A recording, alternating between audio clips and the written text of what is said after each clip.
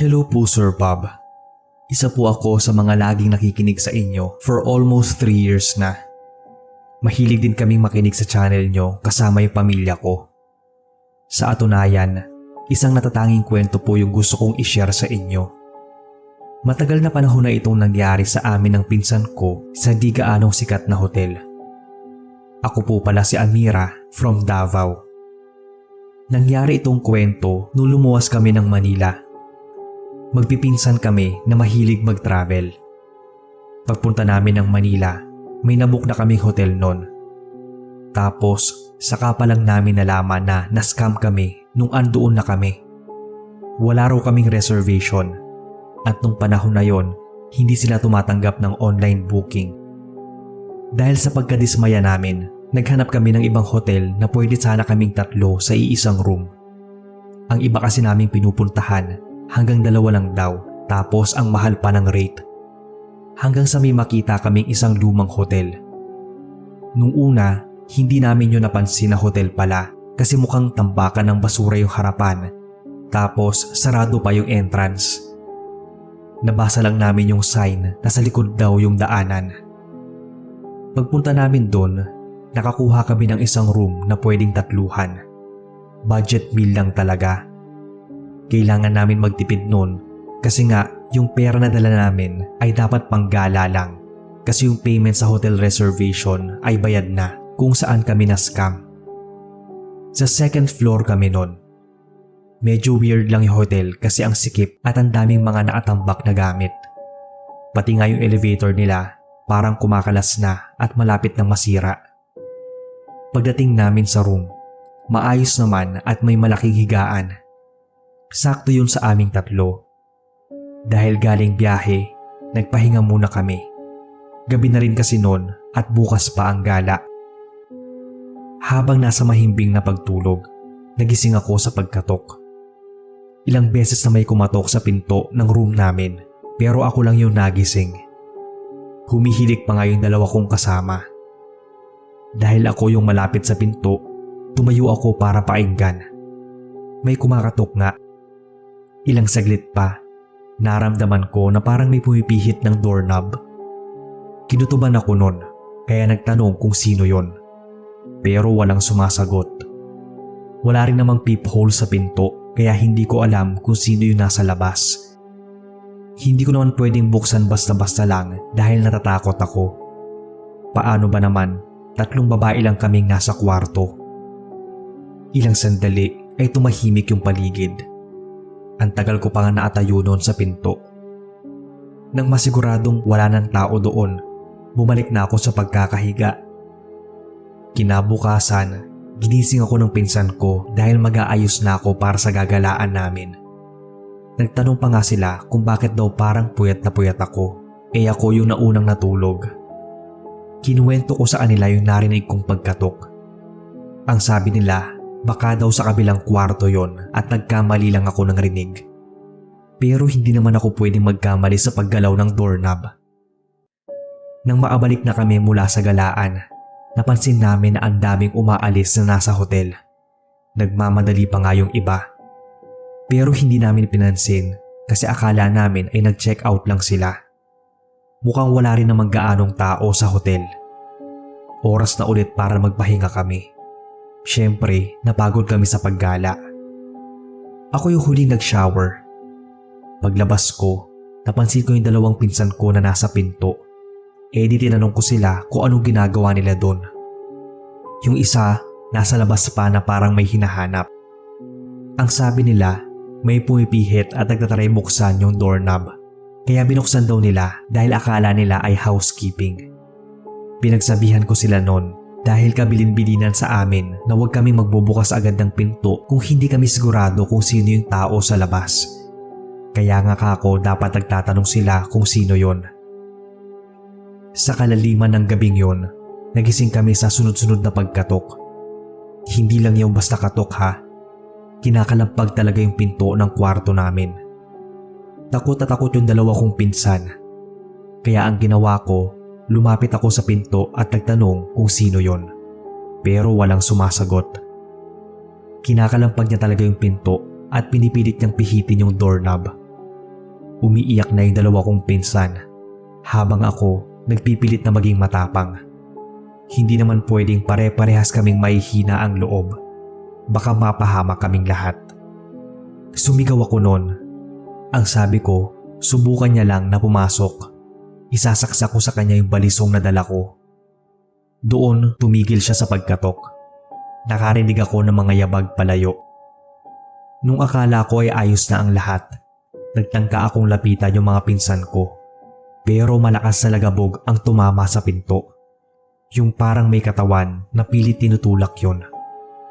Napasigaw kaming lahat sa takot dahil baka malapit nang masira yung pinto.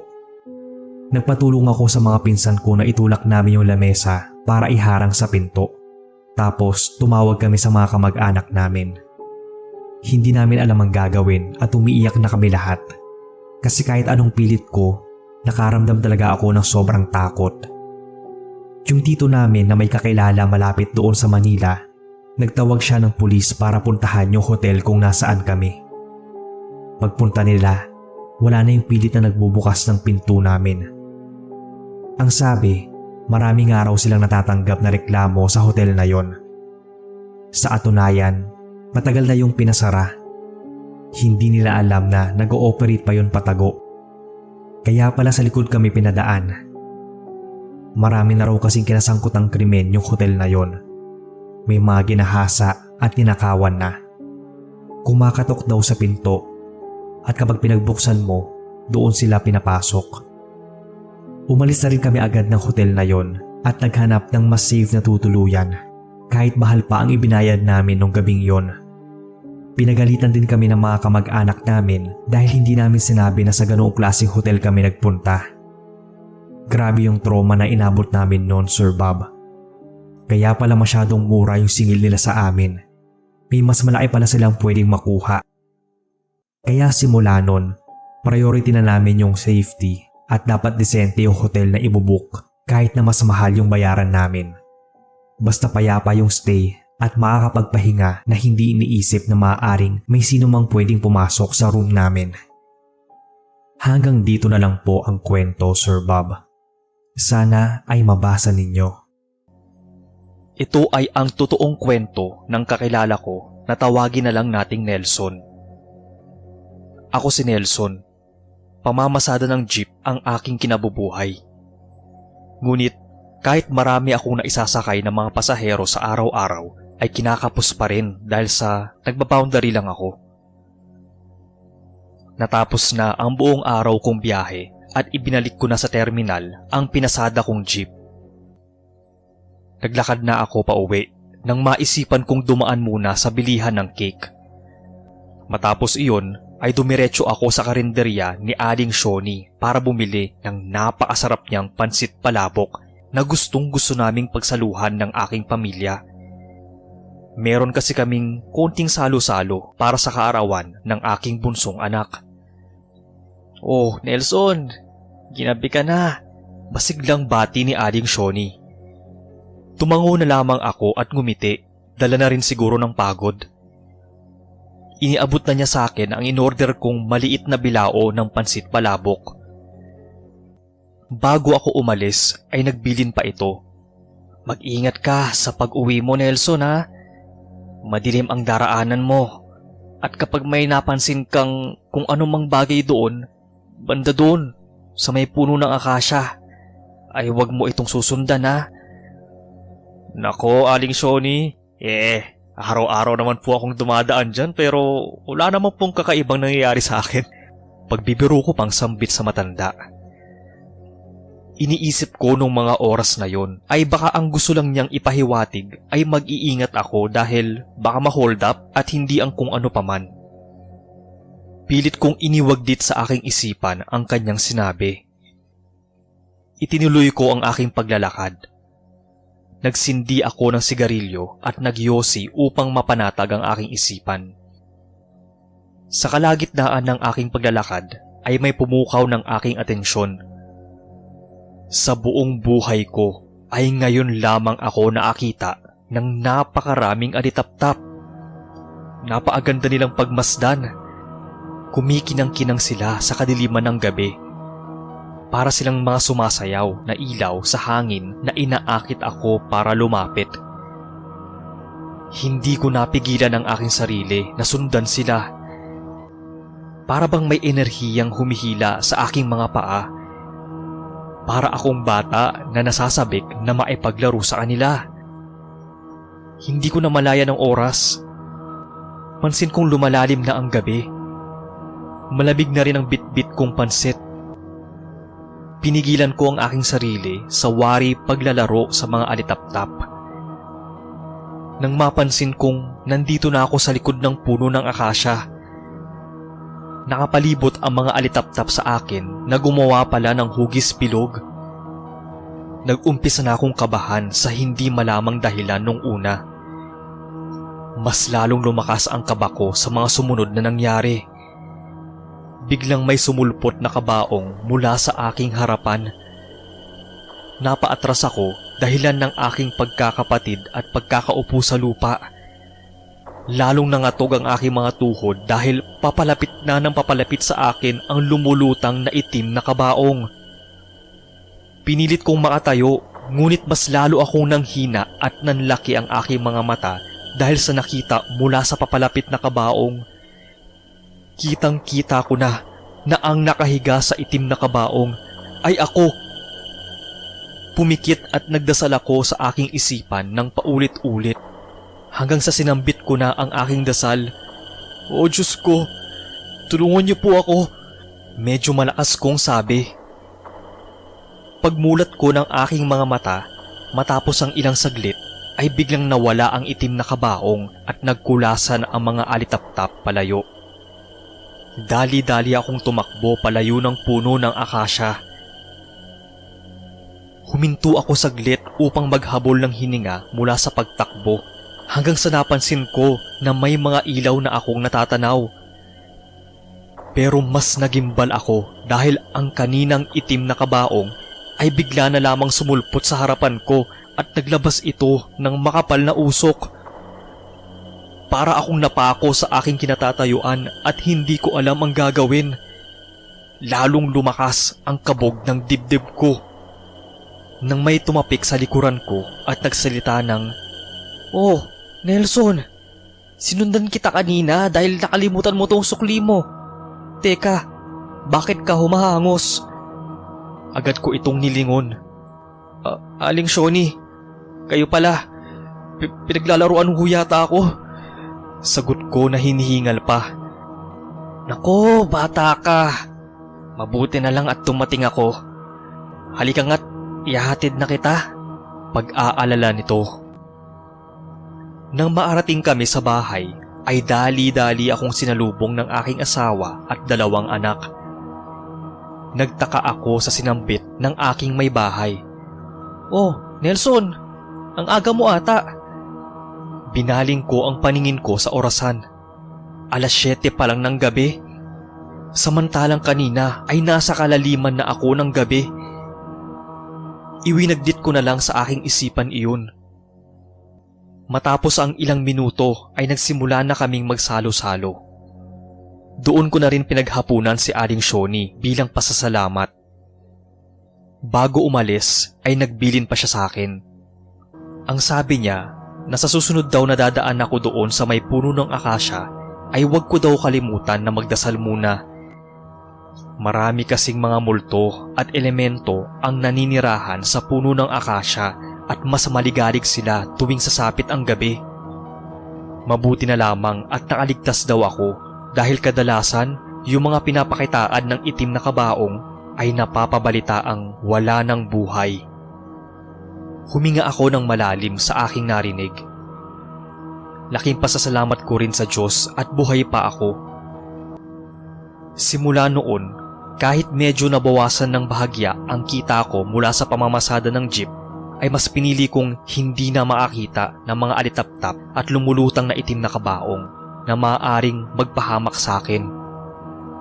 Umuuwi na ako ng 5:00 pa lamang ng hapon para hindi gabihin at abutan ng dilim, lalo pag napapadaan ako doon sa may puno ng akasya. Hi po sa inyo, Boss Bob, at sa lahat ng listeners. Tawagin niyo na lang akong Beauty, taga Bukidnon. Pero nandito na ako naninirahan sa Laguna. Palagi kong napapainggan yung mga kwento nyo tuwing lunch break sa karinderya ng tita ko. Mahilig kasing makinig ng horror yung anak niyang binatilyo pa. Kaya naman naririnig ko rin yung magagandang kwento nyo at naisipan ko magpadala. Kung papalarin, sana ay mailahad nyo rin to. Itong kwento ko ay tungkol sa nangyari sa amin ng best friend ko na itago na lang natin sa pangalang Daisy. Nasa high school pa lang kami noon nang mangyari ang kababalaghang ito. Nagkayayaan kami ni Daisy na pumunta sa lamay ng lola ng isang kaklase ko. Last lamay na yon at ang plano namin ay doon na matulog. Sa isang baryo lang naman yon doon sa Bukidnon na 3 baryo lang din ang pagitan mula sa amin. Habang kinakwento ko to, pinananayuan na naman ako ng balahibo. Nung nakarating kami doon sa lamay ay kakaunti na lang ang tao. Sa pagtataka namin ay huling lamay na yon pero wala gaanong nakikiramay. Kaya nagpasya kaming umuwi na lang pagkatapos magbigay ng abuloy at respeto sa patay. Ang sabi ng kaklase naming ito ay lola niya sa tuhod ang namatay at mahigit 100 taon na ang edad nito. Marami kaming niyayang kaklase at kaibigan noon pero walang sumama. Kaya kami na lang ni Daisy. Nagpahatid kami noon sa tatay ni Daisy na may tricycle. Kaya nang pauwi ay nagpasundo na rin kami. Buti nga at uso na rin yung cellphone noon. Kaya nakontak din namin agad yung tatay niya. Hindi ko alam kung bakit nung nandun kami sa bahay nila ay hindi ako mapakali. Ganoon din pala ang nararamdaman ni Daisy. Parang kinikilabutan daw siya habang naatingin doon sa may kabaong. Nakita namin yung lola ng kaklase namin at nagtaka kami kung bakit malabo yung salamin noon ng kabaong niya. Parang nagmamoist yung loob kaya hindi rin malinaw na nakita yung itsura ng lola.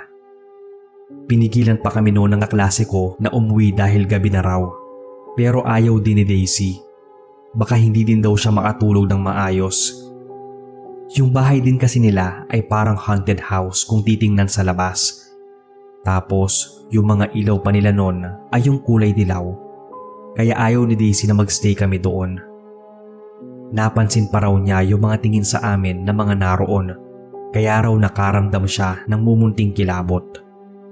Bago umuwi ay naglakad-lakad muna kami para magpapagpag na rin daw. Pero bigla kaming napahinto nang maarating sa may unahan. Parang bigla kaming nalito kung saan kami liliko.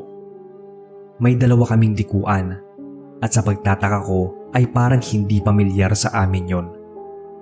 Sabi ni Daisy ay mukhang sa kaliwa kami lumiko nung papunta pa lang. Kaya nagpatuloy kami doon para maasalubong na rin namin yung tatay niya. Naglakad-lakad pa kami. Maliwanag naman yung daan.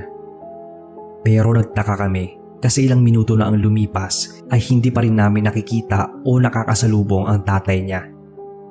Nagtanong na ako kay Daisy kung tama ba yung nilikuan namin kasi parang hindi talaga pamilyar sa akin yung dinadaanan. Mukhang hindi yon ang nakita kong daan papunta. Nang sumagot si Daisy na hindi niya sigurado ay nag-aya na ako bumalik sa pinanggalingan naming lamay. Pero natigilan kami nang may makita kaming nakatayong tao sa may unahan. Hindi namin to gaanong maaninag dahil medyo madilim sa bahaging kinatatayuan nito. Sabi ni Daisy, mukhang babae daw yon na kuba.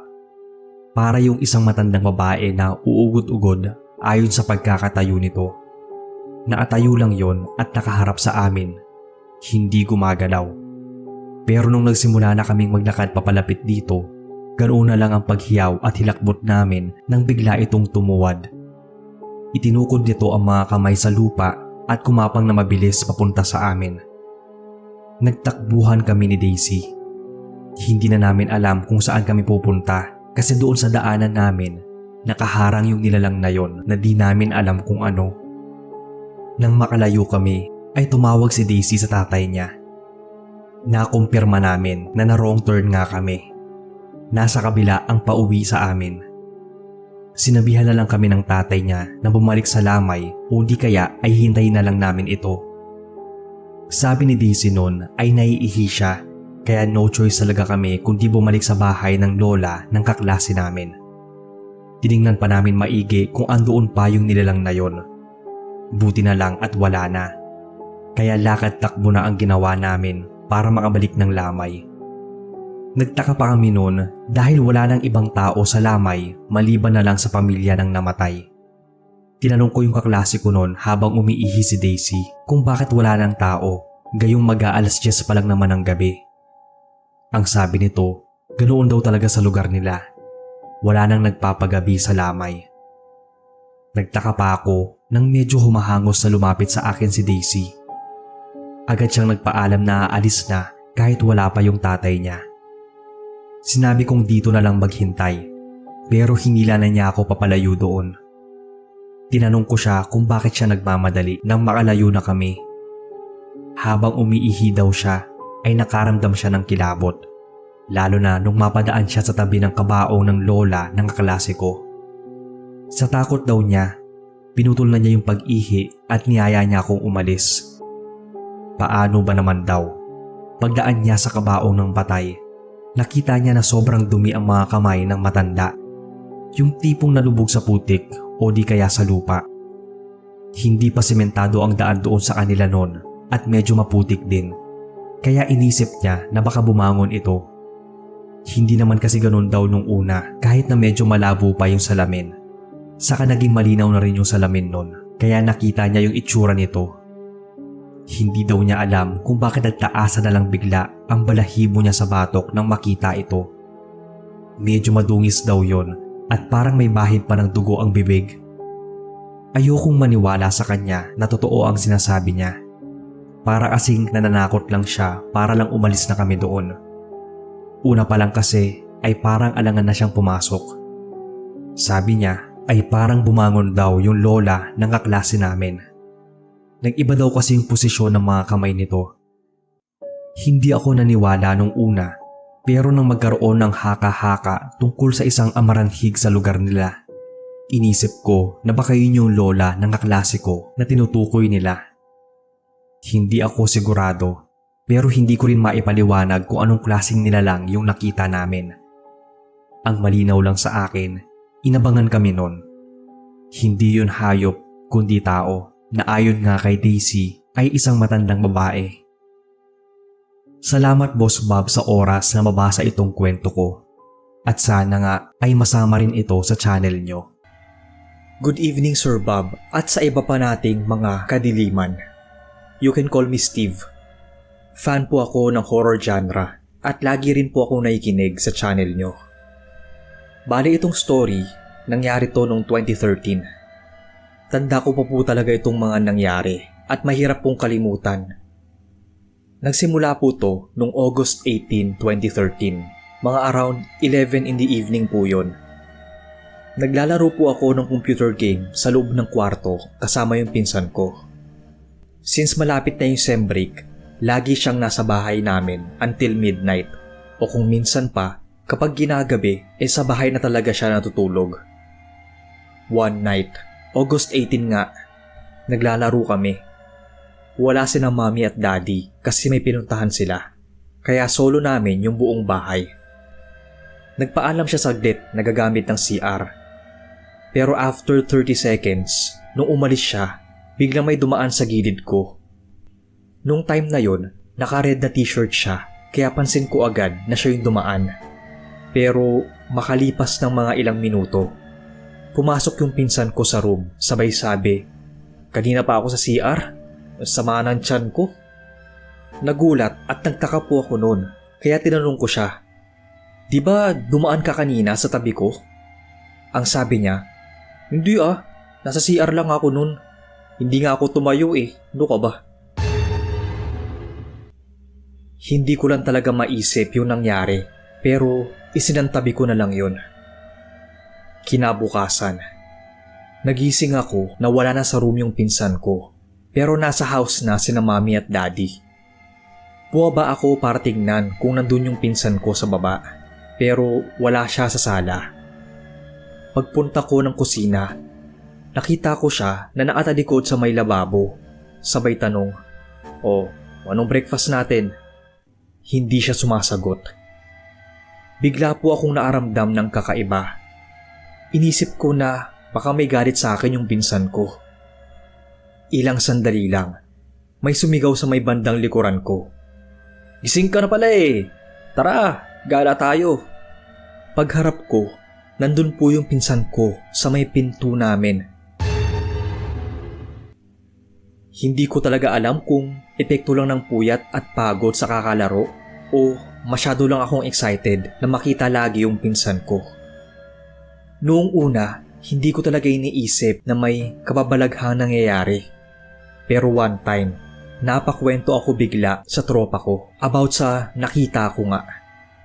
Bigla siyang nag-react at sinabing, "Bro, doppelganger yan ang pinsan mo." Sabay tanong ko, "Ha? Doppelganger?" Kasi nung time na yon, hindi ko po alam kung ano yung doppelganger. Sinabi ko agad sa tita ko yung about doon kasi natakot din ako sa kung anong pwedeng mangyari. Tapos nung August 20 ng paggabi, may nag-text sa tita ko na hindi nakaregister yung number. Ang sabi dun sa text, "Kayo po ba yung mother?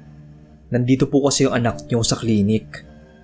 Tapos ayun, naipag-usap si tita. Tapos nung nalaman namin yung exact location, pinuntahan namin yung pinsan ko.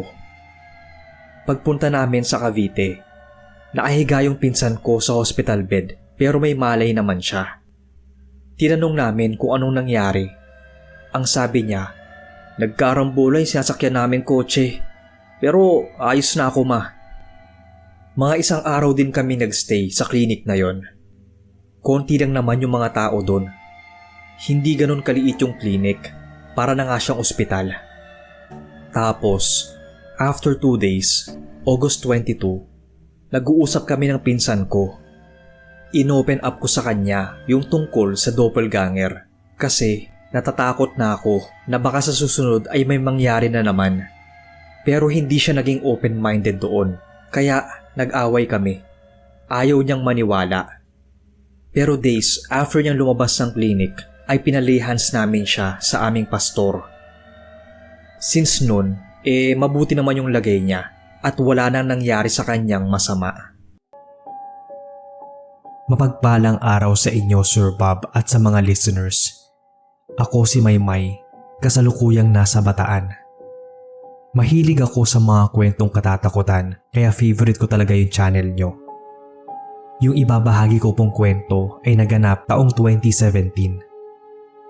May ka-live-in partner noon yung pinsan ko, tapos nag-away daw sila. Kaya ang ginawa ng pinsan ko, nag-book siya ng hotel para doon matulog. Isang gabi lang naman yun nangyari, pero isa din yun sa gabi ng buhay niya na hindi niya makakalimutan. Nakatira sa Pangasinan yung pinsan ko.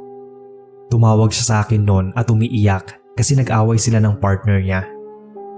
Naka-check-in daw siya sa isang hotel. Nung mga panahon na yon, nasa Manila ako at nag-work, kaya hindi ko siya nasamahan. Basta pinayuhan ko na lang siya. At mas okay nga na magstay muna siya sa hotel ng mag-isa para makapag-isip-isip. Baka kailangan din niyang mapag-isa. Maganda naman daw yung hotel na yon dahil sikat nga raw yon. Siyempre, napanatag naman ako dahil alam kong safe siya kahit andoon siya sa Pangasinan. Dito na nagsimula yung kababalaghan niya. Hapon pa lang daw nun, umiiyak siya dahil nga problemado siya. Pero habang umiiyak daw, nakarinig siya ng iyak ng isang babae. Alam niyang hindi yun galing sa kanya. Kaya nang mapansin yun, saglit siyang tumigil sa pag-iyak at pinakinggan. Naririnig niya pa rin na meron talagang umiiyak pero hindi niya alam kung saang parte ng kwarto. Ilang saglit pa ay nawala na raw yung iyak. Inisip ng pinsan ko na baka may babae ring umiiyak sa kabilang kwarto. Matapos nun ay pumasok siya sa CR para maligo na, para daw kahit papaano ay mahimasmasan. Habang naliligo, hindi pa rin niya maiwasan na maiyak. Pero yung iyak niya, yun bang walang tunog. Lumuluha lang yung mga mata niya kasabay ng pag-shower. Ilang sandali pa ay may narinig siyang umiiyak na naman. Mas malakas ng araw yun na para bang nasa likuran niya lang. Sa halip na matuloy ang pagdadrama, nangibabaw sa kanya yung takot. Pinatay niya yung shower at tumingin sa paligid pero wala namang kakaiba. Hanggang sa mapatingin siya sa salamin. Malabo yung salamin dahil nga sa steam ng hot shower. Pero kahit malabo yon, may refleksyon pa rin naman siyang nakikita. Bukod sa refleksyon niya, may nakita siyang figura ng babaeng nakabitin. Yung kalahati lang ng katawan nito yung nakikita niya. Nanigas daw sa takot yung pinsan ko dahil hindi niya alam kung tama pa ba yun o pinaglalaroan lang siya ng imagination. Pinunasan niya raw yung salamin para makita ng malinaw yung figura. Pero nawala na yung nakabitin. Iniisip na nga niya nung nababaliw na siya dahil nakakarinig siya ng ibang boses. Nakakakita pa siya ng kung ano-ano. Dahil na rin sa pagod at sama ng loob, nagpasya na siyang matulog. Pero nagising siya dahil sa ingay ng babaeng umiiyak. Napabalikwas siya ng tayo dahil akala niya ay may kasama na siya sa kwarto. Pero walang ibang tao. Nakabukas din ang mga ilaw. Habang pinapainggan niya yung umiiyak, palapit siya ng palapit sa banyo dahil doon nanggagaling. Lumalamig daw yung pakiramdam niya at nagtataasan ng balahibo. Alam niya may kakaiba sa room niya, pero sinubukan niya pa rin tingnan kung meron bang tao sa loob ng banyo. Pagbukas niya, bumungat sa kanya yung nakita niya kanina na kalahating katawan ng babaeng nakalambitin. Patay yung ilaw sa banyo, pero dahil may ilaw sa labas, napansin niya yung figura nito. Dali-dali niyang binuksan yung ilaw ng CR, pero bigla namang nawala yung nakalambiting babae. Sa sobrang takot niya ay lumabas siya ng room at kahit kinabukasan pa yung check-out, umalis na siya. Ayaw na raw niyang magstay doon dahil baka mas lalo pa siyang mamatay sa takot kaysa sa sama ng loob dulot ng live-in partner niya. Habang nasa elevator daw siya, may nakasabay siyang housekeeping. Ikinuwento niya yung naranasan niya. Hindi pa niya sinasabi yung room na pinanggalingan niya. Alam na agad ng housekeeping. Ang kwento pa sa kanya noon ay may magkasintahan daw na nag-check-in sa room na yon. Foreigner yung lalaki. Pero nauna raw umalis yung lalaki kesa sa babae. Siguro daw ay mga 3 days pang naka-check-in doon yung babae. Madalas daw yung umiiyak na parang may problema. Tapos isang araw, last day na ng stay niya. Tinatawagan daw siya pero walang sumasagot sa room. Kaya inakyat na daw siya sa kwarto.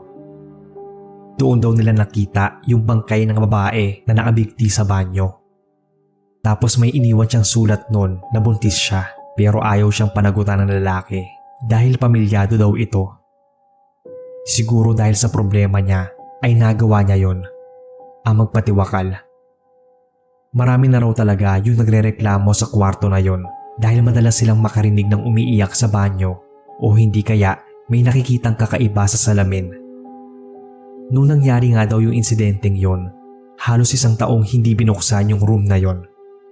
Tapos, nitong huling nag-check-in doon bago siya ay binangungot daw. Kaya mukhang isasara na naman daw kapag nag-file siya ng reklamo sa management. Dahil kahit sila daw na naglilinis ng kwartong yon, hindi raw nila kayang pumasok ng mag-isa dahil nakakaramdam sila ng kakaiba. Nakakakilabot lang dahil mukhang naiwan talaga doon yung kaluluwa ng babaeng nagpakamatay. Simula nun, natatakot na yung pinsan kong mag-isa sa kahit saang hotel o Airbnb siya nagpupunta. Sana po ay mabasa ninyo itong story ng pinsan ko. Maski nga ako nung kinuwento niya ay kinilabutan talaga. Stay safe sa lahat. Hello po, ako po si Sophie. Nangyari po to a few years ago sa school ko po dito sa Baguio. 8 PM na po noon. Uwian na namin pero hindi po muna ako umuwi noon dahil may group project pa kami. Pumunta ako sa library dahil doon daw kami gagawa ng project. Then, nakasalubong ko yung classmate ko na si Jen. Kasama rin namin siyang gagawa ng group project namin. Habang naglalakad kami papunta ng library, may napansin akong kakaiba sa kanya na para bang ayaw niyang tumingin sa akin. Kinakausap ko siya pero hindi pa rin siya tumitingin sa akin. Kaya naman, tinanong ko na siya kung ba't ayaw niyang tumingin. Tapos, inaya niya ako sa may CR ng babae. Tsaka niya sinabi na, Sophie, sorry kanina ha. Kaya hindi ako makatingin sa'yo ng diretso kasi kanina parang may spirit na nakasunod sa'yo. Nung sinabi ni Jen yun, halos lahat ng balahibo ko sa katawan ay tumayo. Tinanong ko kung ano yung itsura niya. Ang sabi niya, kasing tangkad mo lang at nanlilisik yung mga mata niya sa akin. Nung sabihin ni Jen yun, ay saka ko lang nakita yung babae na sinasabi niya. Nasa likod yun ni Jen at nakataas ang dalawang kamay nito na parang sasakalin siya. Kaya hinata ko yung kamay niya at tumakbo kami palabas ng school. Kinabukasan, pumasok ako ng school. Tinanong ako ng ex-boyfriend ko noon. Sophie, bakit di ka pumunta sa library? Ikaw na lang yung hinihintay namin noon. Nagtaka ako at tinanong na, Ano? Anong sinasabi mo na ako na lang? Hindi lang naman ako. Pati si Jen hindi rin nakapunta kasi kasama ko siya. Nagtaka silang lahat ng agrupo ko. Saka nagsalita si Mika na isa sa mga groupmates namin. Si Jen, kasama namin siya noon. Sinabi pa nga niya sa amin na umuwi ka na raw. Ang tugon ko naman sa kanya, Hindi, kasama ko si Jen kagabi at sabay na kaming umuwi. Saka sinabi ni Mika na umiiyak noon si Jen. At sabi niya na hindi raw tumutulong si Jen noon at nasa may dulo lang daw ng lamesa nakaupo. Umiiyak lang daw yun. Nung patapos na raw sila, nanlilisik raw yung mga mata ni Jen kaya iniwan na raw nila. Hindi ako maapaniwala sa sinabi ng ex-BF ko at ni Mika. Hanggang nga sa dumating na si Jen. Sa kanya sinabi sa mga agrupo namin na kasama ko siyang umuwi. Nagtaka ang mga agrupo namin. Napatalong na lang sila kung bakit kami magkasama kagabi ni Jen. Hindi na lang namin sinabi yung totoong nangyari dahil baka matakot lang sila o baka hindi sila maniwala sa amin. Oo nga pala, habang nasa room kami nun, nakita ko na nandoon yung parang doppelganger ni Jen. At opo, bukas rin po ang third eye ko. Hello po sa inyo, Sir Bob, at sa lahat. Tawagin na lang akong Giselle, taga-Aklan. Itong kwentong isishare ko sa inyo ay karanasan ko noong bata pa. Naatira pa kami noon sa baryo na medyo malayo-layo sa mga kabahayan. Dahil nag-iisang anak ako, madalas akong utusan ng nanay na pumunta sa tindahan. Kahit gabi na noon kapag may kailangan siya sa pagluluto ay inuutusan niya ako. Nasa grade 4 ako noon. Sanay naman akong lumabas ng gabi dahil may mga poste naman ng ilaw sa daan. Isang gabi, inutusan ako ni nanay na bumili ng katol at posporo. Naubos na kasi yung posporong ginagamit niya sa pagluluto. Wala pa nun si tatay na siyang may dala ng lighter. Palaging gabi na akong umuwi si tatay galing trabaho. May kalayuan din kasi yung pinapasukan niyang construction noon. Habang naglalakad ay may nakita akong alitap-tap. Bihira lang yon sa lugar namin. Pero doon sa lugar ng pinsan ko ay maraming ganoong insekto. Hinuhuli nga namin yon at isinisilid sa garapon. Noong mga oras na yon ay nalibang ako sa kasusunod doon sa alitap-tap. Hindi ko talaga tinigilan hanggang sa mahuli ko yon. Pero pagtingin ko sa paligid, hindi na ako pamilyar. Parang pumasok na ako sa gubat o di kaya sa may kakahuyan. Kaya naman kung saan ako nakataligod ay doon ako bumalik. Iniisip ko na doon ako nang galing. Pero lalo lang akong napunta sa may kasukalan. Unti-unti na akong dinadapuan ng takot at kaba, lalo na at sobrang dilim sa kinaroroonan ko. May naririnig na rin akong iba't ibang huni at pairamdam ko noon may naamasid sa akin. Hindi ko na naiwasang magpakawala ng hikbi. Talagang natakot na ako at nag-iiyak na rin na tinatawag si nanay. Ang natatandaan ko noon ay parang umiikot lang yung boses ko doon sa lugar.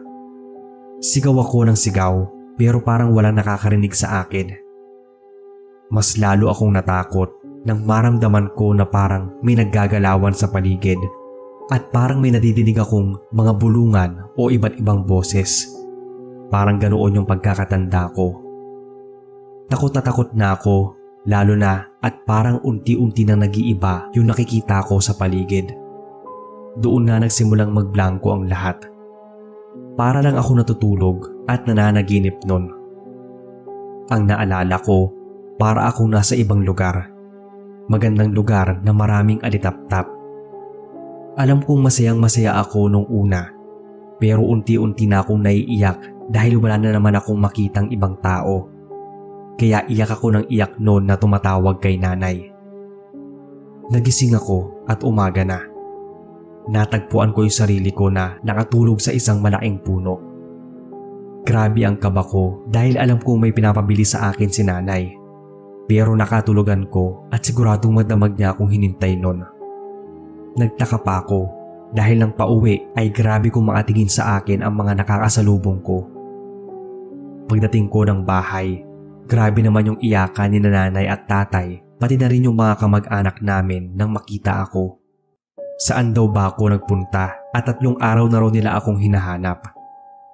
Takang-taka ako dahil magdamag lang naman akong nanatili doon sa gubat. Hindi ko nga alam kung saan yun banda. Maya-maya ay nakaramdam ako ng matinding uhaw at pagkalam ng sikmura. Nahihilo din ako, kaya naman ay nahimatay daw ako noon, sabi ni nanay. Nilagnat daw ako ng mataas at kung ano-ano ang mga sinasabi. Kaya nagpatawag na raw sila ng manggagamot dahil napansin niyang may tumutubo na ring mga pantal sa balat ko. Baka daw ay nabati o naparusahan ako ng engkanto. Hindi rin daw maipaliwanag yung pagkawala ko nung 3 araw. Ilang beses daw sila naghanap sa lugar kung saan-saan ako pwedeng magpunta, pero hindi nila ako nakita. Tumulong na nga rin daw yung mga barangay sa paghahanap sa akin dahil ang akala talaga nila ay nawala ako o may kumuha sa akin. Tama ang kutob ni nanay na pinagdaruan ako ng engkanto.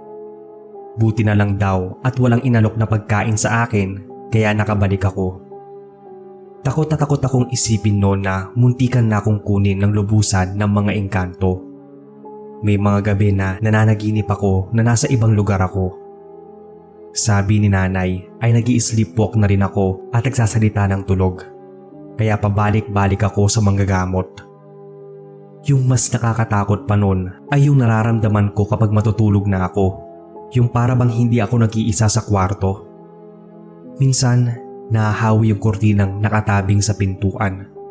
Minsan naman ay parang may umaangat ng higaan tapos marahang ibabagsak. May mga boses din ako nadidinig na kakaiba. Sunod nun ay parang nalulunod na ako sa isang panaginip. May isang beses na iniyakan na ako ni nanay dahil ang akala nila ay namatay ako. Buong araw daw akong tulog at parang hindi na humihinga. Pero kinagabihan ay nagising daw ako, kaya hinanapan na nila ako ng magaling na albularyo. Natatakot daw sila na baka tuluyan na akong makuha ng mga engkanto. Palagi na lang pagod na pagod yung pakiramdam ko noon kinabukasan. Sa gabi naman ay kung saan-saan daw ako nakakaabot ng paglalakad, kaya binabantayan na nila ako. Kaya sa isang magaling na albularyo na nila ako dinala. Sinabi nito kina nanay na inuunti-unti na raw akong kunin ng engkanto, kaya kailangan na raw ng alay kapalit ng buhay ko. Kinikilabutan ako kapag naaalala ko yung sinabi ni nanay. Nag-alay daw sila ng puting manok at ilang itlog. Isinama ako ng tiyahin ko noon sa kanila sa bayan. Doon lang ako tuluyang gumaling. Paminsan-minsan ay may masasamang panaginip pa rin ako. May mga taong napapasama sa panaginip ko na hindi ko naman kilala. Kaya takot at takot ako paggising dahil biglang nag-iiba yung itsura ng mga yon. Pero unti-unti naman sa paglipas ng panahon na nawala ang masasamang panaginip na yon. Lalo na nung magsimula akong sumali sa choir at nakakapagsimba na ako ng madalas. Hanggang dito na lang po ang kwento ko. Magandang araw Sir Bob at sa lahat. Bale silent listener niyo po ako, kaya tawagin niyo na lang akong Silent R. Itong karanasan ko ay nangyari before the pandemic. Tumutuloy po ako that time sa company accommodation namin dito sa may Middle East. Opo, OFW ako nun. 3 lang kami sa flat na mga kasama ko sa trabaho. Sa 7th floor kami at sa 2nd floor naman yung building ng branch office namin. Madalas na hirap ako makatulog ng maaga, kung kaya't para maiwasan na makaabala sa iba kong mga kasama, nagpapalipas ako ng oras sa 2nd floor hanggang sa dalawin ako ng antok. Minsan pa nga ay sa 2nd floor na rin ako natutulog dahil meron kaming sofa bed sa office na yon. Isang umaga, nung paalis kami papunta sa kabilang branch namin, nasa parking lot na kami ng mga oras na yon nang sabihin ng kasama ko na magdasal raw muna kami bago bumiyahe. Kinutuban na po ako nun at nagtanong kung bakit. Anya, noong umaga raw ng araw na yon, habang kumakain sila ng almusal ng isa pa naming kasama, naitanong niya kung nakapaligo na raw ba ako dahil nga papasok kami sa trabaho at babiyahe pa. Ang sagot ng isang kasama namin ay sa baba ako natulog sa 2nd floor at hindi pa ako umaakyat nun. Nagulat at nangilabot raw siya dahil ilang sandali pa ay dumating na nga ako mula sa 2nd floor. Mga 2 oras raw kasi ang nakararaan habang nagluluto raw siya sa kusina ay umakyat na ako at dumaan daw ako sa harap niya. Lumingon pa raw ako sa kanya, subalit hindi ko raw siya binati. Sa pag-aakalang masama lang ang gising ko ay binaliwala lang daw niya. Hanggang sa napag-alaman nga niya na hindi ako ang nakita niya ng sandaling iyon dahil natutulog pa ako nung mga oras na yon sa 2nd floor. Nabanggit pa nga niya na ako yung nakita niya. Maging yung suot daw na damit ko ay kaparehas ng damit na suot ko nung umagang yun. Makalipas ang 1 buwan, bisperas yun ng Pasko at sinundo ako sa accommodation namin ng asawa ng pinsan ko. Nagpaalam na kami sa naiwang kasama ko sa bahay na aalis. Kinabukasan, nung bumalik na ako sa accommodation namin, naikwento sa akin ng kasama ko sa bahay na ilang sandali matapos kaming magpaalam ay pumasok na siya ng kwarto. Nadinig daw niya akong sumigaw at tinatawag siya sa pag-aakalang may nakalimutan ako. Sumagot daw siya at binuksan ang pinaka-main door ng flat. Subalit, wala siyang nakita pagbukas niya. Tinanong niya ako kung bumalik pa raw ba ako doon. Sinabi kong hindi na kasi dumiretso na kami kako sa bahay nila kuya. Nasabi na lang ng kasama ko sa bahay na napagkakatuwaan daw akong gayahin ng kung anumang nilalang sa accommodation namin. Meron talaga tayong mga kwentong mahirap kalimutan. Magandang araw po sa inyo, Sir Bob, at sa lahat ng listeners ng channel. Ako pala si Nelson, hindi ko tunay na pangalan. Nandito ako ngayon sa Taiwan at ang kwentong ibabahagi ko ay naganap taong 2021. Bagong salta lang ako dito noon sa Taiwan. Sa katunayan, may pamilya ako sa Pilipinas. May asawa at 2 anak. Nung unang punta ko sa Taiwan, dito ko nalaman yung iba't ibang klase ng tukso. Aaminin kong ginawa ko rin yun dito noon dahil nga masyadong malungkot ang malayo sa pamilya. Nakakilala ako ng ibang mga babae na naghahanap din ng kalinga. Tao lang naman ako, kaya kapag tumawag ang tukso sa akin, sinasagot ko. Alam kong mali. Karamihan sa mga nagiging babae ko rito ay talagang pampalipas init lang. Malinaw naman yon sa amin. Noong una, talagang nag-enjoy ako. Pero may isang pangyayari sa buhay ko talaga na nagpatino sa akin. Meron akong nakilala sa dating app. Pilipina rin siya. Ang sabi niya, matagal na siya dito sa Taiwan. Wala raw siyang naiwang asawa sa Pilipinas. Inaya ko siyang maipagkita sa akin noon, tapos kumain kami sa labas.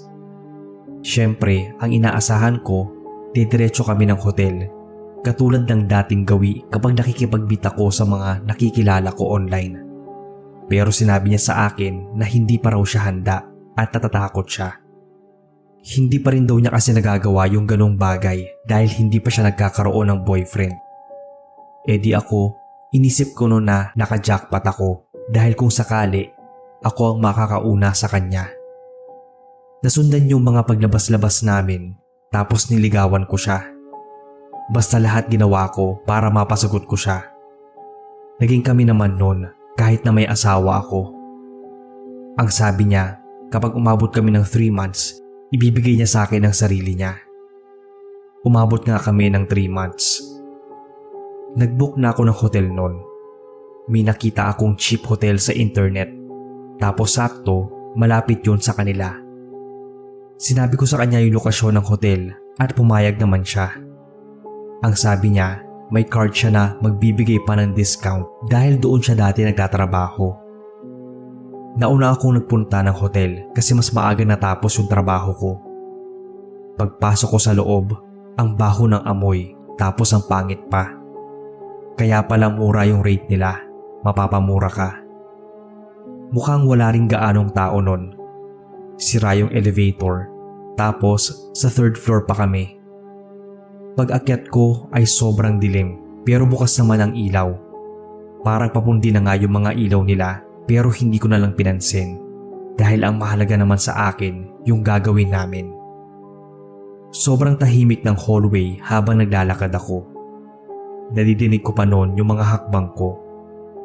Kulay puti yung mga pader pero sa kalumaan noon may mga lamat at mantsa na. Sa pinakadulo yung room namin. Pagpasok ko, nag-ayos na ako ng sarili. Inayos ko rin yung higaan namin. Nagpabango pa ako sa loob ng kwarto dahil nga ang baho, amoy mga lumang gamit at mukhang matagal-tagal na rin walang umuupa noon. Malinis naman yung kama, walang alikabok. Ilang oras lang din noon ay dumating na si Jenny. Siyempre, nagpahinga muna siya. Tapos nag-order kami ng pagkain. Nag-celebrate muna kami. Nung nasa banyo na siya, doon na ako nakaramdam ng excitement. Lalo na nung lumabas pa siya at nakatapis lang. Sobrang hot niya nun. Tuwang-tuwa pa ako. Ang hindi ko alam, dito na magsisimula yung kalbaryo ko. Pinahiga niya ako sa kama. Ang sabi niya, siya na muna ang bahala. Tinanong ko siya kung sigurado ba siya kasi nga first time niya. Maya-maya pa, pumatong na siya sa akin. Nakaramdam ako ng malamig na bagay sa bandang tiyan ko. Pagtingin ko, kutsilyo yon. Sa gulat ko, tinulak ko siya at bumagsak siya sa sahig. Tapos tinanong ko kung anong ginagawa niya. Hindi niya ako sinagot. Kalmado lang siyang nakatingin sa akin pero nararamdaman kong nakakatakot yung mga mata niya. Pinagsabihan ko siyang ibaba yung kutsilyo dahil baka matulak siya ng demonyo at masaksak pa niya ako. Doon ako nakaramdaman ng panghihina sa mga sumunod niyang sinabi. Kung gusto ko raw siyang makasiping, dapat ay malamig na bangkay na ako dahil sa mga patay lang daw siya nasisiyahan. Sinubukan pa niya akong saksakin noon pero nakaiwas ako. Nadaplisan niya lang ako sa braso. Akala ko talaga yun ay huling araw ko sa mundo. Sinubukan kong lumabas ng room. Pero paglabas ko, sobrang dilim. Nakapatay na yung ilaw, kaya hindi ko makita yung dadaanan ko. Basta, tumakbo ako kahit ilang beses pa akong nadapa nun. Muntikan pa nga akong mahulog sa hagdan dahil talagang madilim yung paligid. Pagbaba ko sa lobby, nakapatay din ang ilaw at wala na yung mga nagbabantay doon. Hindi ko na rin sila hinanap dahil lumabas na ako ng cheap hotel na yon. Sobrang takot ko dahil akala ko nga mamamatay na ako. Ang dami kong naisip nun, lalo na yung pamilya ko sa Pilipinas. Kung alam ko lang na may topak yung babaeng yon, hindi na sana ako nakipagkita pa. Hindi ko na mahanap yung account ni Jenny dahil nakablock na ako. Burado na rin yung profile niya sa dating app.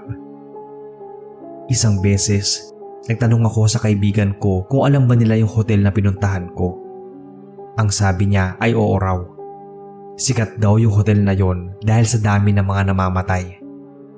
Ang sabi pa nga niya na kung may mag-aya daw sa akin doon, iwasan ko raw na kausapin. May mga nakilala rin daw sila na kababayan na namatay na doon. Kaya nga sobrang mura lang ng rape. Naikwento pa niya sa akin na may na-survive daw noon na ang sinabi, may babae siyang na-meet online at doon sila nag-hotel. Pero munti ka na siyang patayin ng babae. Tapos, pagkalabas ng room, patay na lahat ng ilaw at walang staff. Kaparehas yun ng kwento ko. Kaya pala ganoon na lang din yung kutob ko sa hotel na yon. Sadya palang may misteryong bumabalot, lalo na at hindi rin naman ako sanay sa kultura ng bansang to. Ayoko rin namang mag-report sa pulis tungkol sa hotel na yon at kay Jenny dahil baka ma-expose pa yung kalokohan ko at baka hindi rin sila maniwala. Kaya simula nung naranasan ko yon, umiiwas na ako sa mga babaeng nakikilala ko online. Natatakot ako na baka isang araw maging laman na lang ako ng balita. At naisip ko kung paano na yung magiging kalagayan ng pamilya ko dahil ako lang yung inaasahan nila. Hanggang ngayon, nananatili pa ring madiling lihim yung pambababae ko dito sa Taiwan. Hello po sir at sa iyong mga tagapainig. Bali first time ko pong mag-share ng story ko. Tawagin niyo na lang akong Aya. Nangyari po to sa isang bahay kung saan po kami nangungupahan nung elementary pa lang ako.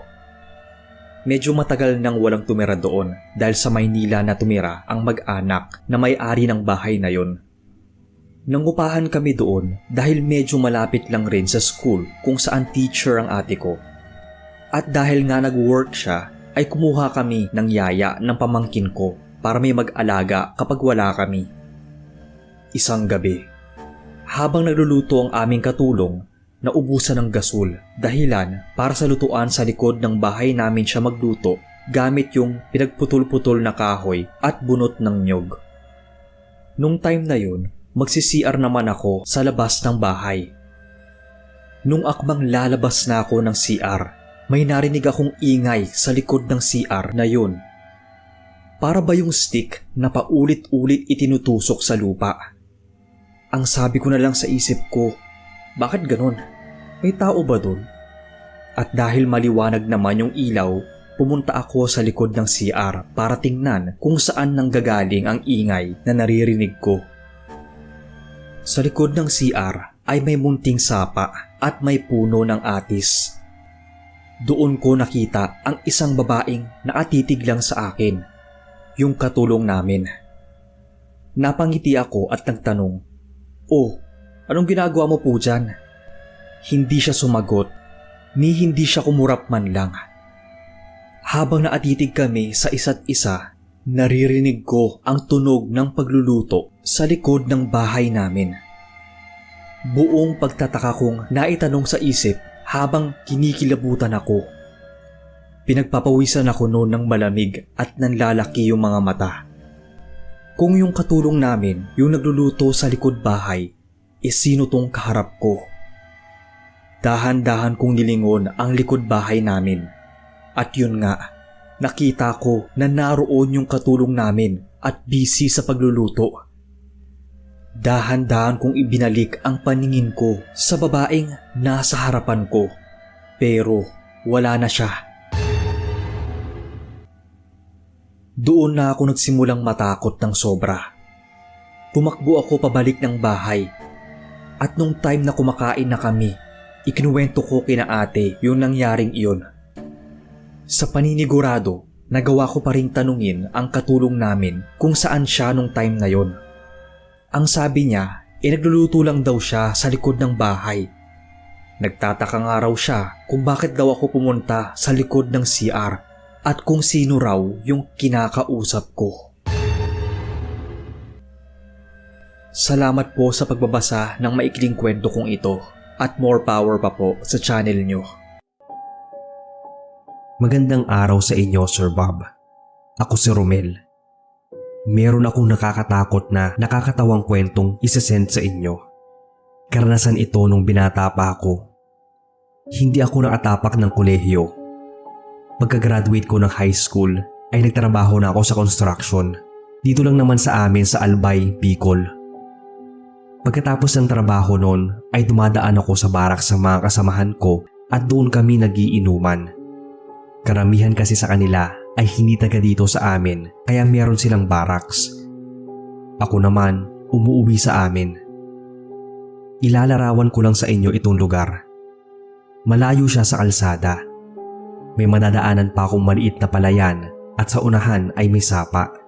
Tapos maglalakad pa ako sa medyo mapunong daan at andoon sa gitna makikita yung bahay namin.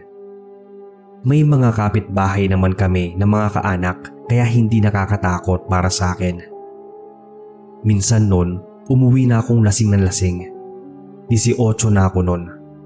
Sahod kasi at nagkaya ang uminom. Talagang tinodo ko na yung pag-inom kasi madali na lang matatapos yung ginagawa naming gusali. Nakakalakad pa naman ako, kaso hindi na diretso. Kahit na ganoon ay nakakauwi pa rin naman ako sa amin. Kaya lang, hindi ko alam kung paanong nangyari na nung mga oras na yon, parang hindi ko makita yung daan papunta sa amin. Pagkalagpas ko ng palayan ay parang pumasok na ako sa may kakahuyan. Doon ko lang napagtanto na hindi pa ako dumadaan sa sapa, kaya hinanap ko ng hinanap yung sapa. Kaya lang siguro sa kakahanap ko ay namali ako ng napuntahan o nalikuan. Na wrong turn ba? Ganoon na lang yung takot ko at para akong nahimasmasan sa nakita. Nung una, akala ko kung ano lang yung nakita kong kahon sa may unahan, kaya nilapitan ko yon. Nagulat na lang ako dahil ng paglapit ko, bigla yung gumalaw. Napamura ako doon dahil sa gulat. Napapatanong pa ako kung ano yung nakita kong gumalaw. Dahil nga sa nakainom, hinanap ko pa yon at nilapitan. Pero ganoon na lang talaga yung pagtaas ng balahibo ko nang mailawan ko yung bagay na yon. Doon ko lang din napagtanto sa malapitan yung nakalutang. Isang kabaong na nakaharang sa dadaanan ko. Mabilis akong napatakbo pabalik. Halos magkandadapa-dapa na nga ako sa pagmamadaling makalayo doon. Ang lakas ng kabog ng dibdib ko at nahimasmasan na talaga. Malinaw pa sa isip ko yung mga nangyari at yung nakita ko kahit na medyo lasing. Sigurado akong kabaong yung nakalutang. Gulong-gulo pa ako dahil hindi ko makita yung daan papunta sa amin. Pabalik-balik ako sa lugar na yon.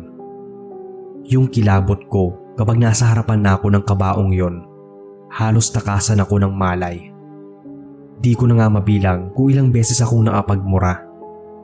Binaliktad ko na rin yung damit ko noon, pero parang hindi ako makaalis sa lugar.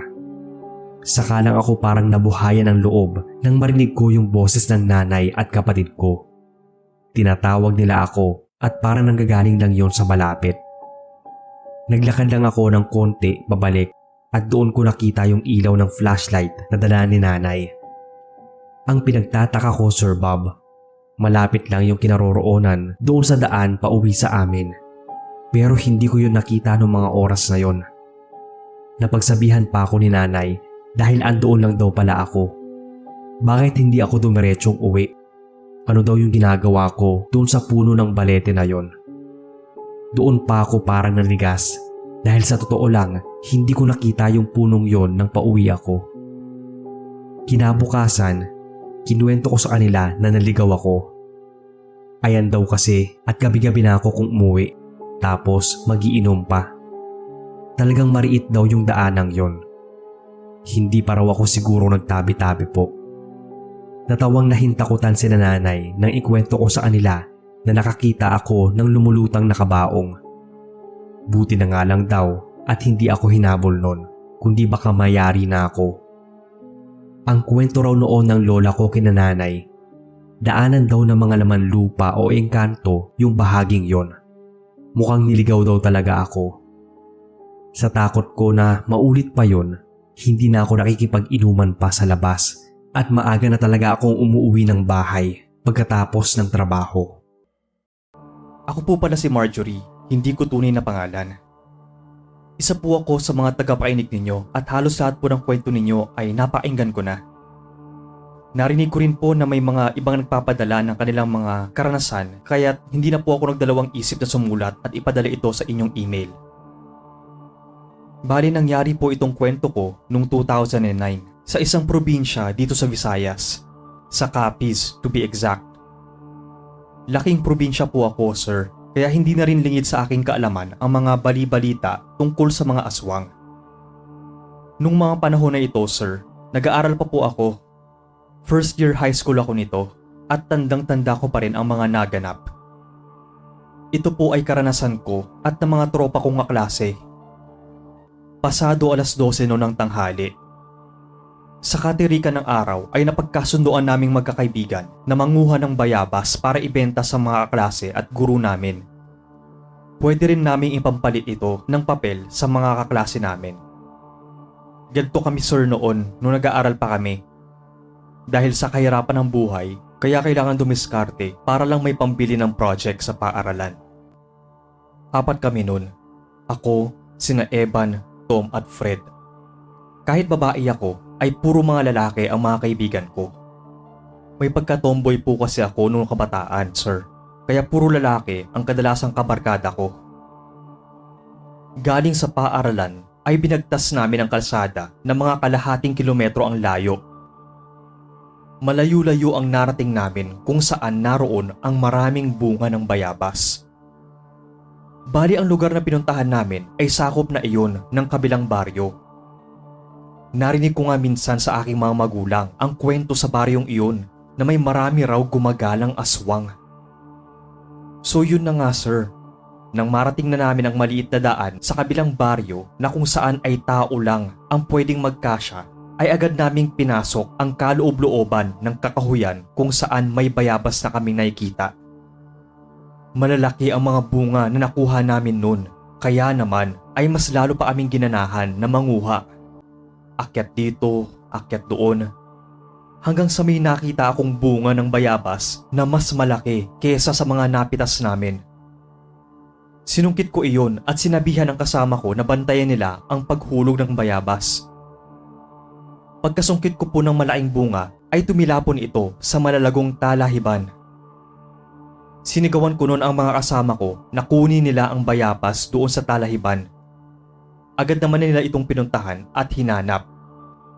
Nakita kong hinawi ng kasama ko ang makapal na talahib para sana hanapin yung bayabas, sir.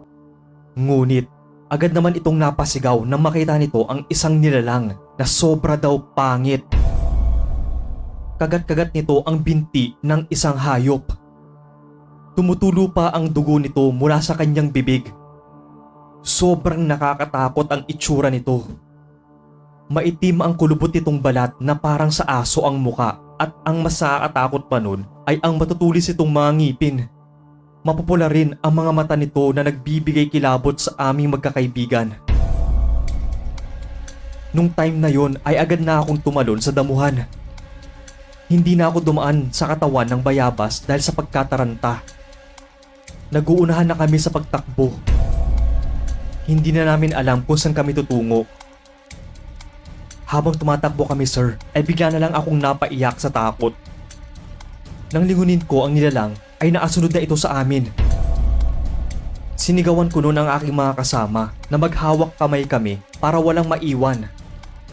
At yun nga, hinawakan namin ang kamay ng isa't isa palabas ng kakahuyan na iyon. Kahit marami kaming natamong galos at sugat sa aming mga braso, ay hindi kami tumigil sa pagtakbo. Naiwan namin doon yung mga bag namin sa may bayabasan dahil sa pagkataranta. Hindi na namin naisip pa na balikan iyon dahil ang mas importante ay ang makalayo kami sa nilalang na humahabol sa amin.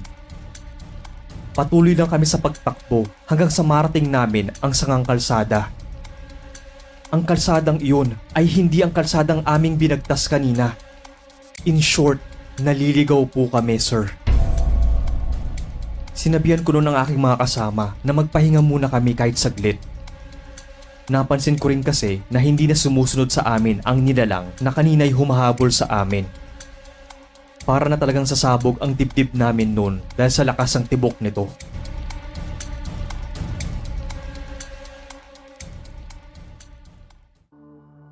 Nang medyo kumalma na, ay sinubukan naming hanapin ang tamang landas.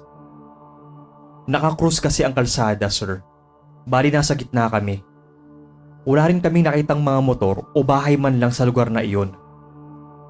Mas lalo akong napaiyak noon dahil naisip kong baka katapusan na namin. Maya-maya ay biglang nagsalita ang aking kasama at sinabing sa kaliwang kalsada kami dadaan. Nung mga oras na iyon ay sobrang gutom na kami. Nasa loob kasi ng aming bag yung mga baon namin pero sa kasamaang palad ay naiwan namin ito.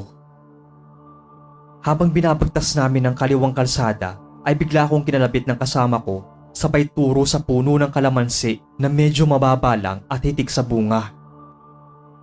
Dahil nga gutom na kami at wala kaming ibang prutas na makita ay pinagtiyagaan na lamang namin ang bunga ng kalamansi. Pumitas kami ng ilang bunga at pinagtiyagaan namin ang asim nito. Naglagay din ako ng kalamansi sa aking bulsa. Habang patuloy ako sa pagsilid ng bunga ng kalamansi sa aking bulsa ay bigla naman akong kinalapit ng kasama ko at sinabing may malaking itim na aso sa unahan. Agad akong napatingin at halos panawan na ako ng ulirat dahil napakalaking aso iyon na unti-unting lumalapit sa aming kinatatayuan. Binalutan ako ng matinding takot at hindi alam kung anong gagawin. Nakatulala lang ako hanggang sa maramdaman ko na lang na hinihila na ako ng aking mga kasama paatras. Nang marating ulit namin ang sangang daan ay lumiko na naman kami pakanan. Binilisan na namin ang aming pagtakbo. Nararamdaman ko na rin noon sir na hindi na ako magtatagal at mawawalan na ako ng malay ilang sandali lang. Sa aming pagtakbo ay natanaw namin ang nag-iisang bahay sa may unahan. Sinabihan ko agad sila na roon kami pupunta sa bahay na aming nakita at iyon nga ang ginawa namin. Tumakbo kami patungo sa bahay na iyon at nagsisisigaw kami ng tulong. Umaasa na may tao sa loob para papasukin kami. Nung malapit na kami sa bahay ay napansin naming apat na bukas ang pintuan nito kaya't dali-dali kaming pumasok sa loob at isinara iyon. Napaupo agad ako sa sahig habang dumadaloy ang aking mga luha. Grabe ang takbuhan namin nun na halos mamatay na kami dahil sa sobrang pagod. Maya-maya pa ay bigla kaming napatayo nang bumungad sa amin ang isang matandang babae na may hawak na kutsilyo. Nagsisisigaw na kami nun sir dahil akala namin ay sasaksakin niya kami. Kumalma na lang kami nang sabihin niya na huwag kaming matakot dahil naghihiwa lang daw siya ng karne kaya siya may hawak na kutsilyo na may bahid pa ng dugo. Bahagya kaming napanatag at naisip na ligtas na kami sa mga nilalang na humahabol sa amin. Tinanong kami ng matanda kung saan raw ba kami galing at kung bakit daw kami napunta sa lugar na iyon. Sinabi naman namin na naligaw kami at hindi pa namin alam ang daan pabalik. Habang nag-uusap kami ay biglang kumalam ang aking tiyan, lalo na nung naamoy ko ang bango ng adobo. Napansin naman ng matanda na medyo namumutla na kami kaya sinabihan niya kaming kumain daw muna kami bago ihatid sa kalsada patungo sa paaralan namin. Dinala kami ng matanda sa kusina at pinaupo sa mahabang lamesa. Ang ipinagtataka lang namin sir ay ang lamesa nila ay may bahid ng dugo na matagal nang natuyo. Habang abala ang matanda sa paghanda ng aming makakain ay inilibot ko ang aking paningin sa loob ng kanyang bahay. May nakita akong napakaraming garapon sa ibabaw ng lumang kabinet. May mga buto at bungurin na nakasabit sa mga bintana. Para bang ginawa niya itong mga dekorasyon pero nakakatakot tingnan. Natigil lang ako bigla sa pagtingin-tingin sa loob ng kanyang bahay nang inilapag na niya sa lamesa ang bitbit ng mga pagkain. Bago tumungo sa lamesa ay naghugas muna kami ng aming mga kamay. Habang naghuhugas kami ay may nasilip akong parang daliri sa ilalim ng kaldero. Malapit lang kasi yung kaldero sa lababo. Lalapitan ko pa sana iyon para alamin ngunit nakita ako ng matanda kaya hindi ko na lang yun itinuloy. Kinakabahan ako ng mga sandaling iyon sir dahil baka masama ang binabalak ng matandang iyon.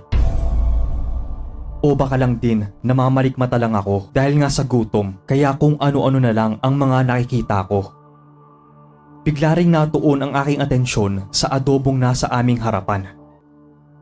Noong mga oras na yon ay wala na akong ibang naiisip kundi ang magpakabusog. Sabay-sabay na kaming kumuha ng kanin at adobong laman loob na hiniwa. Ayon ito sa matanda. Sinabihan niya kami na kumain lang daw kami at magpakabusog. Pagkatapos niyang wikain yun ay ngumiti siya sa amin at nagpaalam na may gagawin lang daw muna siya sa loob ng kanyang kwarto. Naiwan na nga kaming apat sa kusina.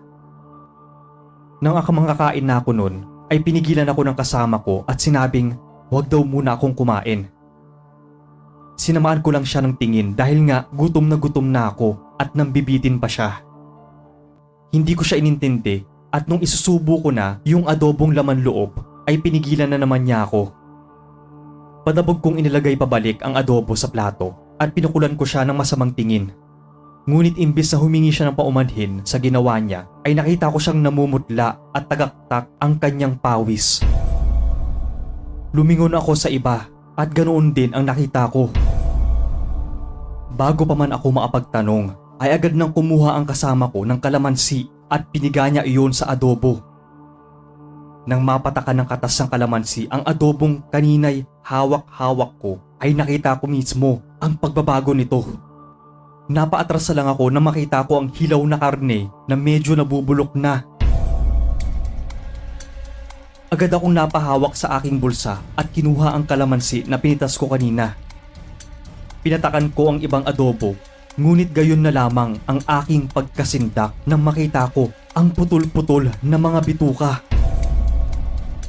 Tangina talaga sir, hindi ko inaasahan na ang adobong muntik na naming makain ay mga nabubulok na laman at bituka pala. Dahil sa nasaksihan namin ay agad rumihistro sa aming isipan ang tungkol sa mga aswang. Naikwento na kasi ng aking ama ang tungkol sa mga pagkain ng aswang.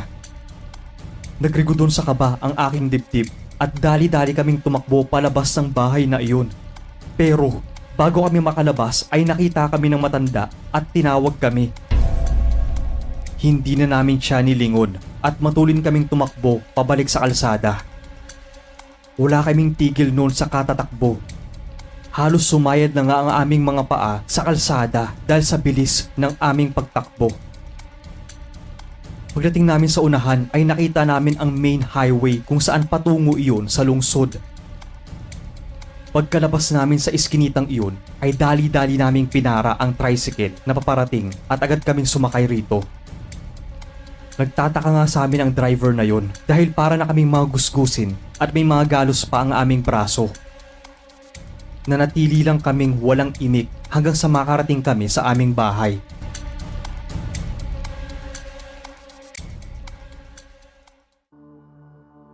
Napagalitan pa nga kami noon sir ng aming mga magulang dahil sa laki ng ibinayad nila sa tricycle driver na naghatid sa amin.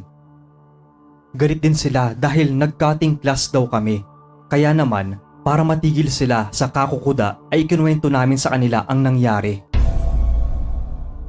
Matapos naming ikwento ang aming karanasan ay tumigil na sila at niyakap kami.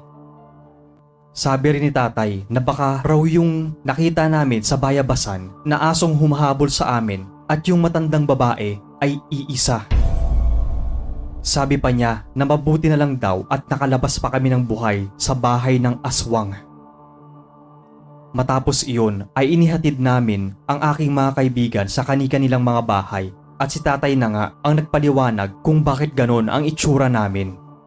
Baka kasi magtaka sila kung saan galing ang mga galos sila sa katawan kaya mas mabuti pang sinamahan sila ng aking mga magulang. Simula nung mangyari sa amin yun sir ay hindi na kami muling nanguha pa ng bayabas. Hindi na rin ako nagpupunta sa lugar na hindi ko kabisado. Takot ko lang kasi na baka maulit na naman yung nangyari sa amin. Nagsilbing aral iyon para sa akin. Hanggang dito na lang po sir. Sana po ay mabasa nyo ang aking kwento. Salamat at palagi kayong mag-iingat. Magandang araw Sir Bob. Sana ay palaging maayos ang kalagayan nyo. Isa pala ako sa mga silent listeners ng channel at talaga pong lahat ng mga ina-uploads nyo ay inaabangan ko. Tawagin niyo na lang akong Leslie, taga Caloocan. Ang kwento pong to ay naganap nitong December of 2024 lang. Meron kasi akong pinuntahan na seminar na may kinalaman sa trabaho ko. Nag-book ako ng hotel sa may Ermita para malapit lang sa location ng seminar. Dahil 2 araw yon, need ko ng tutuluyan na malapit.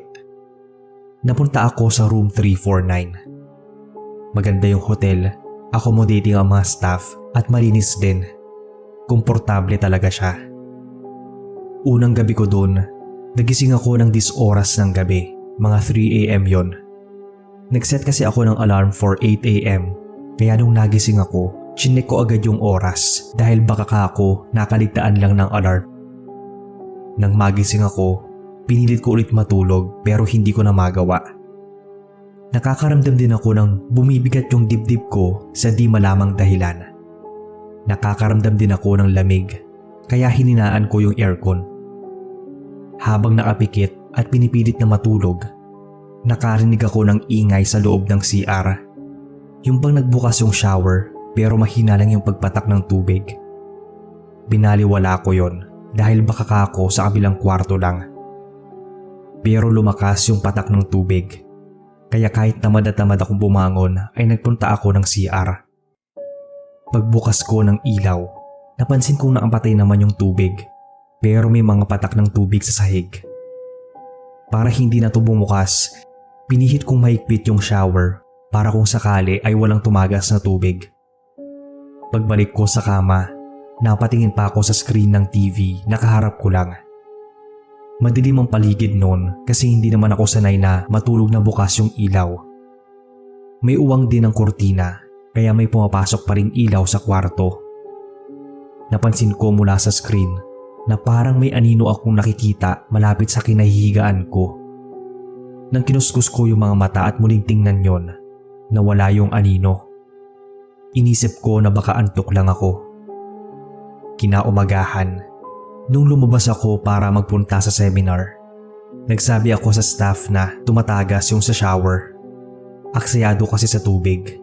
Pakicheck na lang kamo nila. Natapos naman yung araw ko noon ng maayos. Huling gabi ko na sa hotel na yon, kaya sinulit ko na. Nag-hot shower ako. Nagbabad talaga ako para matanggal yung pagod. Nag-order pa nga ako ng food and wine para kahit papaano masarap-sarap yung tulog ko. Pero katulad ng nauna, nagising na naman ako ng 3 AM. Sobrang sakit ng ulo ko at gustong-gusto kong matulog pero hindi ko magawa. Nakarinig na naman ako ng ingay sa CR. Tumutulo na naman yung sa shower. Kaya pumasok na ako para patayin yon. Nagtaka ako kasi ang alam ko sinarado ko yon. Kaya bakit yun nagbukas? Hinayaan ko na lang ulit at bumalik na ako sa paghiga. Nakadiretso ang higa ko noon, Sir Bob. Nang unti-unting bumibigat yung dibdib ko, kinakapos ako ng hininga. Nagpasya akong magbukas ng ilaw malapit sa pinto. Ngayon lang ako nahirapan na matulog ng ganon. Since before lunch pa naman yung check-out, kaya gusto ko sanang sulitin yung pahinga. Pero hindi ko maintindihan yung nangyayari sa akin. Habang naglalakad ako pabalik sa kama, nagtaasan ang mga balahibo ko na para bang may kung anong malamig na dumaan sa akin.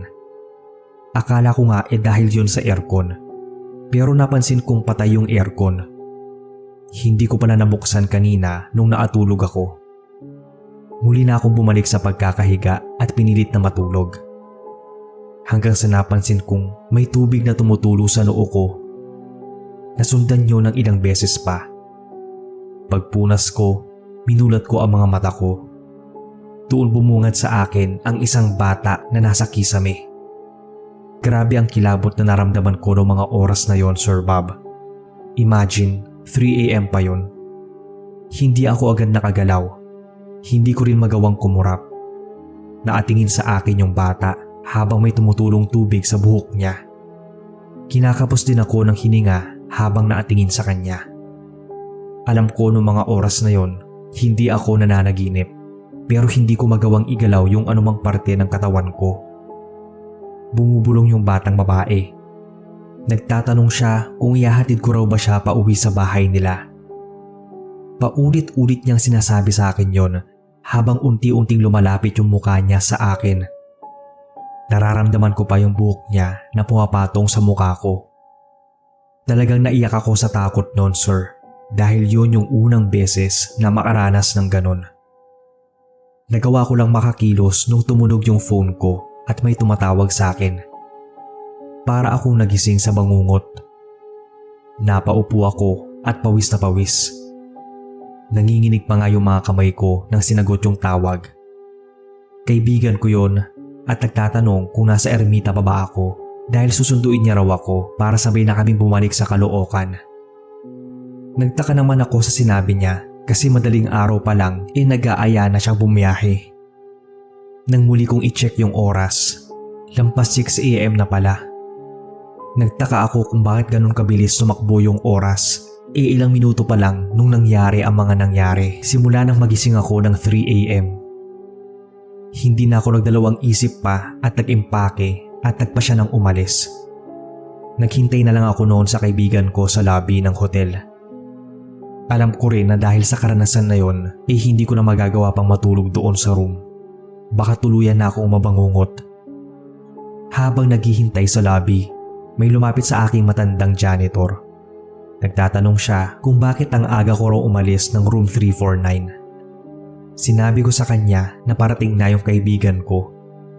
Hindi ko sinabi sa kanya yung tungkol sa bata, pati na yung sa shower. Pero siya mismo yung nagbukas ng topic.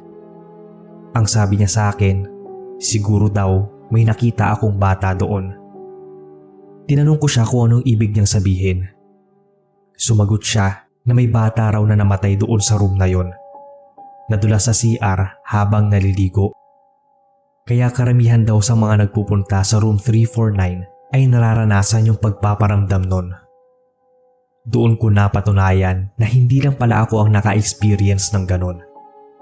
Grabe talaga kasi nakakatakot. Unang beses ko pang maranasan. Kaya sa next na punta ko ng hotel, magdadala na ako ng rosaryo, magdadasal at itatabi yon sa pagtulog. Ayoko na kasi maranasan ulit yung ganon. Nakakatroma.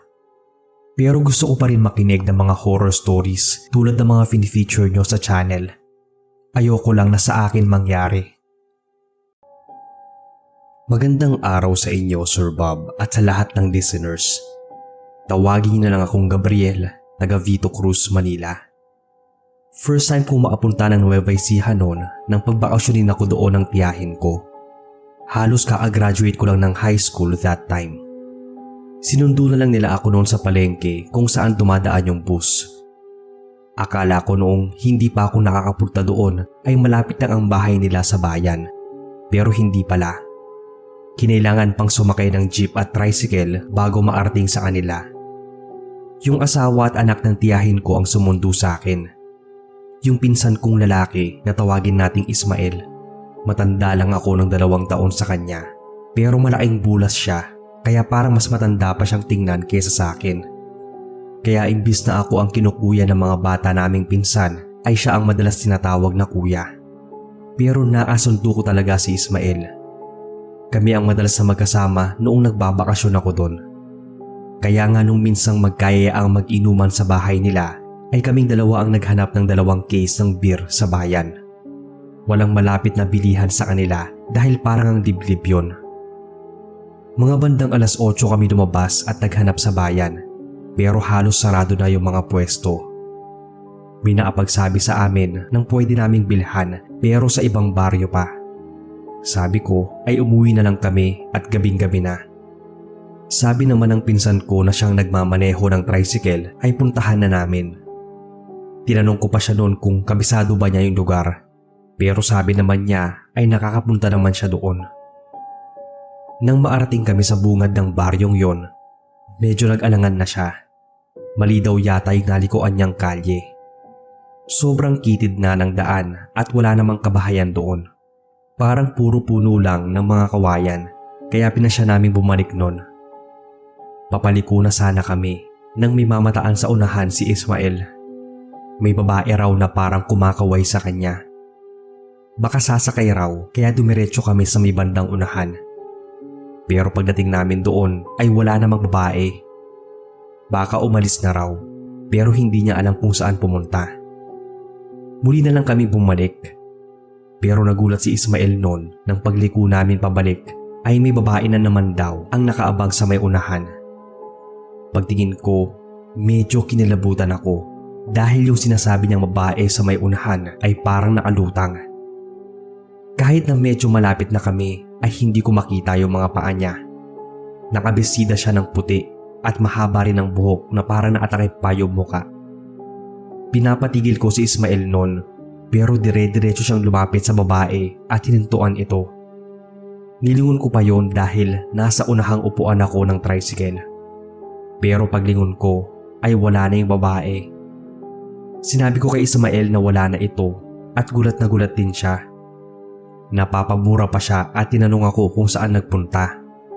Pareho na kaming kinilabutan noon.